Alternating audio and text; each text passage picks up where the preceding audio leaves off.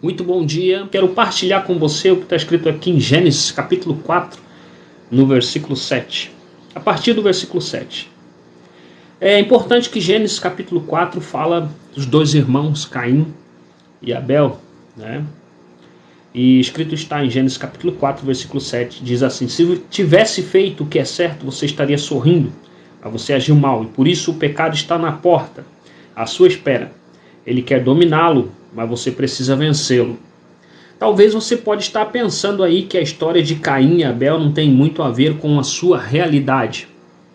Você nunca chegaria ao extremo de praticar o que um desses irmãos praticou com o outro, que é tirar a vida do próprio irmão por pura raiva. Talvez você não chegaria a esse extremo, não. Mas Jesus nos ensinou que essa história tem muito mais a ver conosco do que nós paramos para imaginar. Quando nós ficamos irado, aí você vai me dizer que nunca ficou irado com alguém, que você vive paz. Mas quando a gente fica irado, quando a gente vai contra alguém, quando desejamos o mal de alguém, quando nós invejamos alguém, nós já estamos assassinando no nosso coração. Agora você se pergunta, ok, tudo bem, tudo certo, mas fala um pouco sobre quem foi Caim e quem foi Abel. Deixa eu falar um pouco para você quem foi esses dois.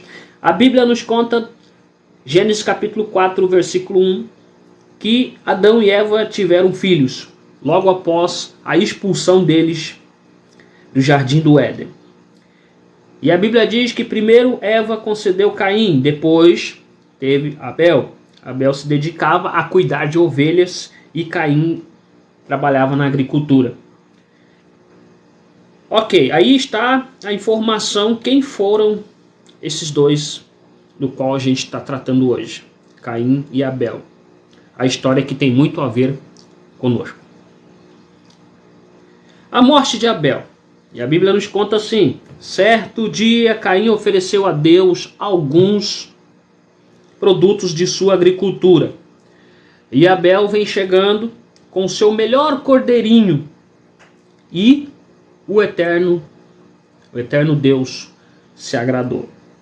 Se agradou tanto de Abel, mas rejeitou a oferta de Caim. Com isso, Caim ficou muito furioso e teve o quê? Inveja de seu irmão.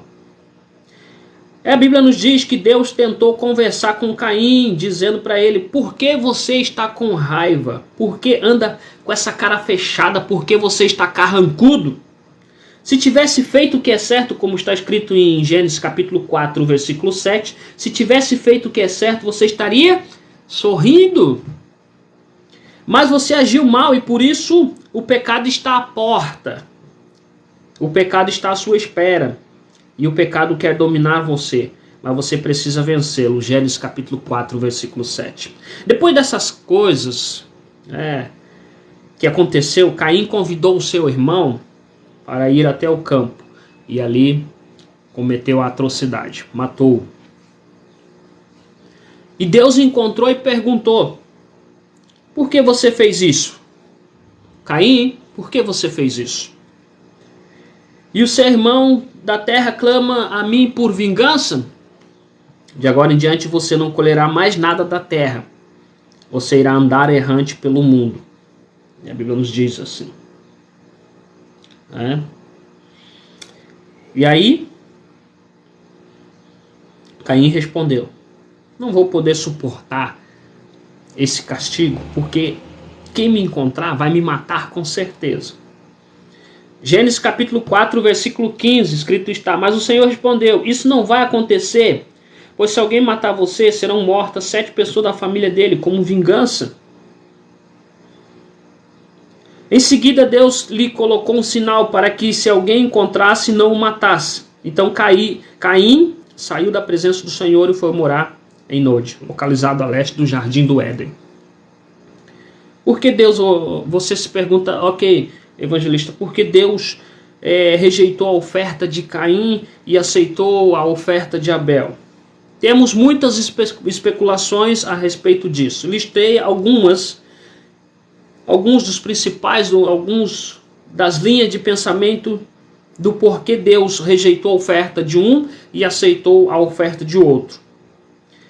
Veja, Deus se agradou mais da oferta de Abel porque tem uma clara referência uma clara preferência por sacrifícios de carne e sangue do que frutas e verdura. O sangue seria o elemento reconciliador entre ele e os homens. Eu quero só trazer aqui para você, né, especulações a respeito. Por isso tenho essa lista.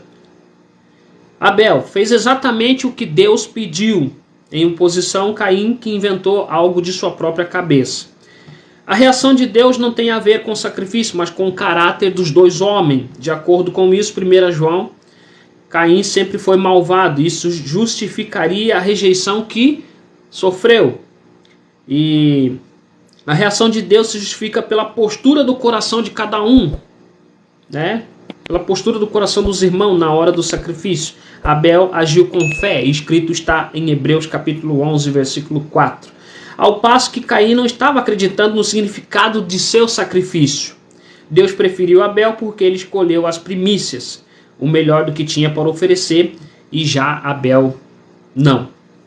Então, aí está algumas especulações, algumas linhas de pensamentos. Obviamente, algumas das hipóteses pode ser compreendida tranquilamente. Vamos ver aqui citações de Caim e Abel em outros lugares da Bíblia. Como mencionei, eles foram citados ali em Hebreus capítulo 11, versículo 4. Foram citados também em 1 João. E lá em 1 João capítulo 3, versículo 11 e 12.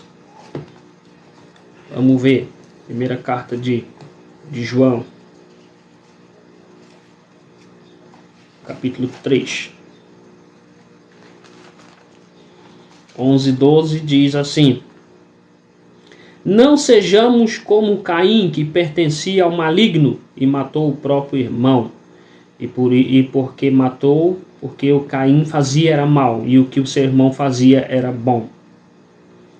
Então, 1 João capítulo 3, versículo 12, fala dos irmãos. E aí você pode ler também o versículo 11, que diz assim: A mensagem que vocês ouviram desde o princípio é esta, que nós amemos uns aos outros.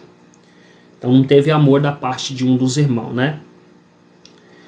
E aí, Hebreus capítulo 11, versículo 4, fala que foi pela fé que Abel ofereceu a Deus um sacrifício melhor do que o sacrifício de Caim. Pela fé ele conseguiu a aprovação de Deus como homem correto, tendo o próprio Deus aprovado as suas ofertas. Por meio da sua fé, Abel mesmo, depois de morto, a Bíblia nos diz que ainda fala.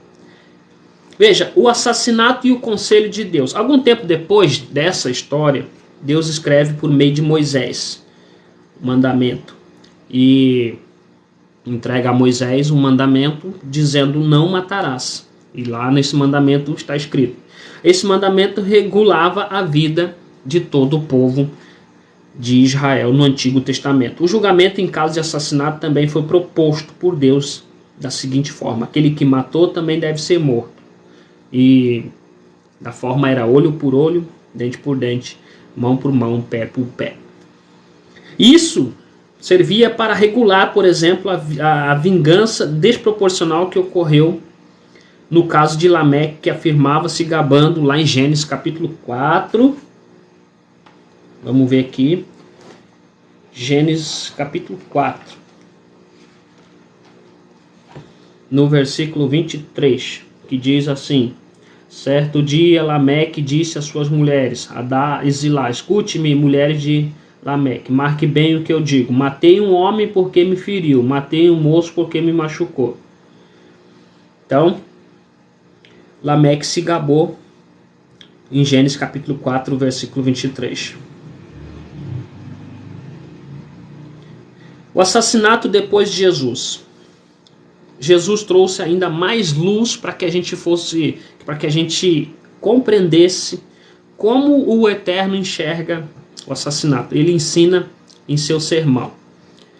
E ele diz assim: vocês ouviram o que foi dito aos pais de vocês, não matarás. Eu, porém, vos digo que todo aquele que se irá contra o seu irmão será réu de juízo. A quem disseram, seu irmão será réu diante do sinédrio. A quem lhe disser tolo, será réu do fogo do inferno. Ou seja, aquele que alimenta a ira indevida contra o seu irmão já o assassinou em seu coração. Aí você me pergunta, ok, entendi até aqui, mas como posso eu? Eu me lembro da história da mulher do pastor, que eu sempre menciono, que ela dizia que um lado do corpo era para Deus e o outro lado, se pisasse no calo, ela desceria o braço. Então, como podemos lidar com a ira? Veja que o sentimento que causou a tragédia na história de Caim e Abel foi um sentimento de ira. Quando Deus percebeu essa ira, ele advertiu dizendo, o pecado jaz à porta, mas cumpre a ti dominá-la. Gênesis capítulo 4, versículo 7.